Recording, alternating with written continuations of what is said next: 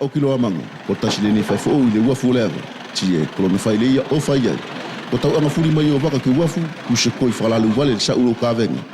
ua maua fala ka furi le nei i le fale o la tuani i mua o sa ulo ka venga e au meitafa me katonia timotu apulenga ko na kese mo le fai afea tari ku maua ke katoa furi a pepa o au ka venga ke ilo o ngale na au me ai mo le lasi o na tongi e se mailo nga fefea ki la tau fai koloa ka e fela vero na mafa mo ka kai whakalongo tari e ku maua ke to tongi e ko e se fala ki la tuani ka unga furu ka futu fa pe ka urua me ka ulelau chomo fai ke to unga momona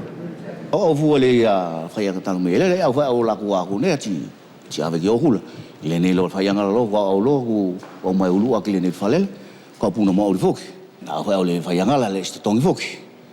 se fa ka mai la to sne fnaki le ne temila o la to fa mai la to al to tongi le ia uinga o le la le no la fu le no le to tongi le so li la to le nila e o ma faveli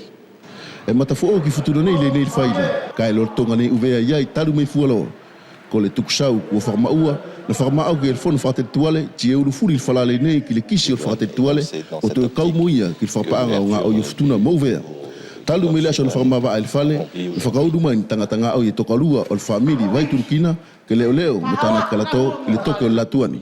o to kawai mo potu o le carte territoriale ki le leo mo le fatontonu o ko furi furi